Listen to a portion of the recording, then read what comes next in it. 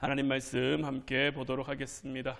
오늘 우리가 함께 볼 하나님 말씀은 요한복음 16장 33절 말씀입니다. 요한복음 16장 33절 말씀, 우리 다 같이 한 목소리로 말씀 함께 보도록 하겠습니다. 이것을 너희에게 이르는 것은 너희로 내 안에서 평안을 누리게 하려 함이라.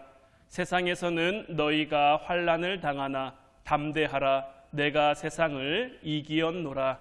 아멘. 오늘 이 시간에는 승리하는 인생이라는 제목 가지고 우리가 함께 말씀 나누며 은혜 나누기를 원합니다. 성경은 하나님의 스토리입니다. 하나님이 어떻게 세상을 시작하셨고, 하나님이 어떻게 세상의 주인이 되시고, 또한 하나님께서 어떻게 우리를 구원하시며 어떻게 역사를 이끌어 가시고, 마지막 때에 주님이 어떻게 다시 우리에게 오셔서 하나님의 나라가 완성될 건지에 대한 이 모든 것이 다 하나님 나라의 이야기로 담겨 있는 책이 바로 성경책이죠. 그리고 이 하나님 나라의 스토리 안에 우리의 인생 역시 담겨 있는 거고요. 오늘 본문 말씀을 우리가 다시 보면, 이것을 너희에게 이르는 것은 너희로 내 안에서 평안을 누리게 하려 함이라. 세상에서는 너희가 환난을 당하나 담대하라. 내가 세상을 이기었노라. 예수님은 우리를 향해 내가 세상을 이겼으니 너희는 담대하라고 말씀을 하세요. 그리고 이것을 믿으며 살아가라고 우리에게 말씀을 하시죠. 우리가 성경을 하나님의 스토리로 보지 못하면 우리는 정말 정형화된 그 바리새인들처럼 율법을 알고 살아갈 수밖에 없는 거예요. 율법화된 그 종교 의식 아래 살아갈 수밖에 없는 거예요. 성경에 나와 있는 이야기는 잘 알 수 있을지 모릅니다. 성경에 나오는 사건들, 성경에 기록된 것은 누구보다 많이 알고 있을 수도 있어요. 하지만 그 안에 역사하시는, 그 안에 일하시는 하나님의 스토리를 알지 못하면 우리는 하나님을 안다라고 이야기할 수가 없는 거죠. 간혹 이렇게 이야기하시는 분들이 있습니다. 아니, 성경을 보면 온통 이스라엘 역사 이야기밖에 없는데 왜 남의 나라 이야기를 우리가 봐야 됩니까? 남의 나라 역사를 우리가 꼭 이렇게 알아야 될 필요가 있습니까? 라고 이야기하시는 분들이 더러 있는데, 물론 성경에는 이스라엘의 역사 이야기가 담겨 있습니다. 하나님께서 그 나라를 어떻게 세웠는지, 하나님께서 그 나라를 어떻게 다스려 가시는지, 하나님께서 그 나라를 어떻게 이끌어 가시는지, 우리는 성경을 통해 이스라엘이라는 나라를 보는 게 아니라 그 나라를 통해 역사하시는 하나님을 보는 거예요. 하나님의 일하심이 없으면요, 룻기라는 성경은요, 그저 한 여인이 시어머니를 잘 봉양했고, 그래서 축복받았고, 그래서 남편 다시 잘 만나서 아기 낳고 잘 먹고 잘 산다라는 그런 이야기밖에 될 수 없어요. 예수님의 표적이 되지 않는 요나는요, 그저 하나님을 피해 도망갔다가 물고기 뱃속에서 살아 돌아왔다는 그런 옛날 이야기에 불과할 수밖에 없는 거예요. 하나님의 스토리가 빠진 그 모든 성경 속 이야기는요, 우리에게 그 어떤 의미가 될 수 없는 거예요. 하지만 우리가 룻기를 보는 이유는 그 룻이라는 여인을 통해 하나님이 역사하시는 것을 바라보는 거죠. 요나를 통해 역사하시는 그 하나님의 방법, 신약에 와서도 우리가 요나에 대한 인물을 계속해서 봐가고 있고, 지금 정말 몇 주간에 걸쳐서 왜 요나의 사건이 예수 그리스도의 표적이 되고 표징이 되는지, 하나님에 대한 그 스토리가 없이는 우리가 이것을 결코 이해할 수가 없는 거죠. 우리는 이것을 깨달을 수 있어야 되는 거예요. 그리고 이것은 오늘을 살고 있는 저와 여러분들에게도 마찬가지입니다. 지금 여러분들은 여러분들의 삶 가운데 하나님의 스토리가 있다라고 믿으십니까? 그 스토리를 여러분들은 깨달으며 살아가고 있습니까? 사단은 우리를 끊임없이 공격합니다. 돈으로 공격하고요, 건강으로 공격하고요, 여러 가지 사람으로 공격하고요, 여러 가지 문제나 환경이나 사건이나 이런 것들을 통해 우리를 속이려고, 우리를 유혹하려고 할 수 있는 모든 방법을 다 동원합니다. 마치 예수님에게 돌이 떡이 되게 하라고, 네 필요를 위해, 네 만족을 위해 네가 할 수 있는 거 해보라고 유혹했던 것처럼 오늘날 사단은 우리에게 그렇게 유혹한단 말이에요. 사단이 우리를 유혹하는 그 이유는 어디 있을까요? 사단이 예수님을 왜 유혹했습니까? 하나님이 보내셔서 예수님을 통해 이루고자 하는 그 하나님의 스토리를 이루어가지 말라는 거예요. 너에게 준 능력으로 네 만족을 위해, 네 이익을 위해 그렇게 살아봐.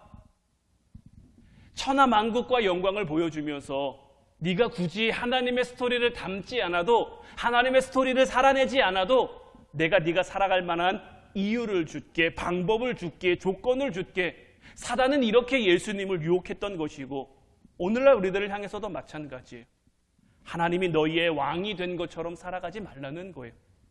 물질이 왕이 되고 건강이 왕이 되고 삶의 여러 가지 것들이 왕이 되는, 하나님을 섬기는 그런 하나님의 스토리가 아닌 나만의 스토리를 스스로 만들어 가라는 거예요. 그러면 우리가 이것을 반대로 생각해 볼 때 우리에게서 사단이 가장 두려워하는 것은 뭘까요? 사단이 우리를 끊임없이 유혹했는데도 불구하고, 사단이 우리를 끊임없이 공격했는데도 불구하고 우리가 교회에 나와, 우리가 예배에 나와 하나님을 아버지라고 부르는 것. 우리가 하나님을 아버지라고 부르면요, 그 순간 모든 것이 다 끝나버리는 거예요. 우리가 하나님 뜻대로 살지 못해서 하나님 앞에 정말 죄송하다고, 내가 잘못했다고 눈물이라도 흘리는 순간, 우리가 기도하는 그 순간 정말 사단은 미쳐 펄떡 뛸 수밖에 없는 거예요. 세상은 자꾸 우리에게 돈이 아버지고 권력과 명예가 아버지고 이 모든 것들을 섬기며 살아가야 한다라고 이야기하는데, 마치 자기에게 절하면 천하만국을 다 주겠다라고 하는 것이 우리를 향한 사단의 유혹이자 사단의 속임수인데, 그래서 먹을 것을 쫓아 살아가고, 돈을 쫓아 살아가고, 건강을 쫓아 살아가고, 취미를 쫓아 살아가라고 우리를 유혹하는데, 우리가 예배의 자리에 나와서 하나님을 아버지라고 부르면 그 모든 사단의 유혹, 그 모든 사단의 공격이 다 끝이 나버리는 거예요. 물론 때로는 우리가 넘어질 수도 있습니다. 우리의 인생이 사단의 공격으로 인해서 제대로 산 것 같지 못한, 때로는 내가 실패했지, 때로는 내가 졌지, 그런 마음이 우리에게 들 때도 있죠. 하지만 그럼에도 불구하고 탕자가 그 마음을 돌이켜 아버지에게로 돌아왔을 때 멀리서부터 아버지가 그 아들을 알아보고 그에게 맨발로 달려가 그를 껴안고 눈물 흘리며 잘 돌아왔다, 잘 왔다, 이렇게 반갑게 맞아준 것처럼, 우리가 비록 세상 가운데서 탕자처럼 남루한 모습으로, 더러운 모습으로, 온갖 죄에 찌든 모습으로 그렇게 나온다고 할지라도 하나님은 이미 멀리서부터 우리를 맞이할 그 준비를 하고 있는 거죠. 하지만 사단은 우리에게 그렇게 하지 말라고, 그렇게 되지 말라고 자꾸만 유혹하는 것. 그러니 이제 우리가 어떤 결단 속에 살아야겠습니까? 이제 바라기는 정말 여러분들이 이제 내가 다른 건 못해도 이거 하나만큼은 반드시 내가 하며 살아가겠다고 결단하길 바라는데, 그것이 뭐냐면, 내 인생은 도대체 왜 이러지? 내 삶은 도대체 왜 이러지? 내 가정은 도대체 왜 이러지? 이런 생각에 빠져서 사단을 기쁘게 하는 것이 아니라, 때로는 소망이 없는 것처럼 내 삶이 여겨질 수도 있습니다. 때로는 만족이 없는 것처럼 내 가정이 그렇게 보여질 수도 있어요. 하지만 그럼에도 불구하고 나는 내가 다른 건 못해도 사단이 싫어하는 이 한 가지만큼은 반드시 하며 살아가겠습니다. 내가 어떤 순간에도, 내가 어떤 상황에도 내가 하나님을 아버지라고 부르는 이것만큼은 내가 결코 놓치지 않겠습니다. 이것 결단하며 이것을 반드시 행하며 살아가는 여러분들이 될 수 있기를 주님의 이름으로 축원해 드립니다. 그래서 예수님에게 우리가 표적인 것이고요, 또 반대로 우리에게 예수님이 표적인 것. 바리새인들이 예수님에게 와서 묻습니다. 우리에게 표적을 보여주십시오. 그때 예수님이 그들에게 뭐라고 대답하십니까? 선지자 요나의 표적밖에는 내가 보여줄 것이 없다. 이 말이 무엇입니까? 우리가 지금 몇 주에 걸쳐 지금 이 말씀을 계속해서 살펴봤는데, 우리가 예수님 안에 있는 것, 우리는 요나처럼 다시스를 향해 도망했을 수도 있어요. 그 배 안에 타고 있을 수도 있어요. 그 배 안에서 내 만족, 내 유익, 내 기쁨, 내 즐거움 이런 것들을 바라고 구할 수도 있어요. 하지만 그런 우리를 하나님이 찾아와 주셨고 우리의 이름을 불러주셨고 그래서 우리가 예수님 안에 있게 된 것, 이것이 우리에게 가장 큰 표적이고 가장 큰 기적이 되는 거예요. 우리가 예수님을 믿는다고 해서 우리가 세상 가운데서 무조건 잘 되기만 하는 것은 아니죠. 때로는 안 될 수도 있습니다. 때로는 실패한 것처럼 보여질 수도 있어요. 하지만 그럼에도 불구하고 우리는 우리의 그 삶을 정직하게 성실하게 살아가야 합니다. 왜냐하면 우리에게는 예수님이 길이에요. 예수님이 걸어가신 그 길이 어떤 길입니까? 십자가를 지고 가신 길이죠. 굳이 안 가셔도 되는 길이에요. 굳이 안 갈 수도 있는 길이에요. 하지만 예수님은 왜 그 길을 가셨습니까? 그것이 예수님을 향한 하나님의 스토리이기 때문이에요. 그 길 가운데 하나님의 스토리, 하나님의 이야기가 담겨 있기 때문에 예수님은 순종하며 그 길을 걸어간 거예요. 이제 하나님은 저와 여러분들에게 요구하시는 거예요. 내가 너에게 허락한 이 길을 걸어라. 때로는 이 길이 우리에게 험한 길, 때로는 쉽지 않은 길, 그런 것처럼 여겨질 수도 있죠. 하지만 이 길 안에 우리를 향한 하나님의 스토리가 담겨 있다면, 오늘 본문 말씀 나와 있는 것처럼 이것을 너희에게 이르는 것은 너희로 내 안에서 평안을 누리게 함이라. 세상에서는 너희가 환난을 당하나 담대하라. 내가 세상을 이기었노라. 우리는 이 삶을 지켜가야 하는 거예요. 그것을 이 세상 가운데 정직하게 보여줘야 되는 거예요. 때로는 아파도 기도하며 이 길을 걸어가는 거예요. 때로는 힘들어도 절대 주님을 원망하지 않고 불평하지 않고 우리가 기쁨 가운데 평안함 가운데 살아가는 것을 우리는 이 세상에 보여줘야 되는 거예요. 때로는 우리의 인생이 억울하다 여겨질 수도 있죠. 그리고 실제로 이 땅 가운데서는 우리가 억울함을 당할 수도 있어요. 예수님이 말씀하신 것처럼 이 세상에서는 우리가 환난을 당할 수도 있습니다. 하지만 우리에게는 우리가 사모하는 주님이 계시고 내가 그분 안에 있기에 우리는 이 길을 걸어갈 수 있는 거예요. 우리는 주님께서 이미 이긴 세상을 나아가는 것이기 때문에 우리는 담대히 평안함 가운데 이 길을 걸어갈 수 있는 거예요. 지금 저와 여러분들이 이 예배의 자리에 있다면 우리가 이곳에서 하나님을 나의 아버지라고 고백하며 주님의 이름을 부르고 있다면 이미 우리는 승리한 거예요. 내 상황이 어떻든지 내 형편이 어떻든지 나의 지금이 어떻든지 우리는 이미 승리했다라는 것을 믿는 여러분들이 되시기를 주님의 이름으로 축원해 드립니다. 물론 우리가 살아가는 삶이 늘 그런 것만은 아니죠. 때로는 우리가 살면서 밀리기도 하고 때로는 이기기도 하죠.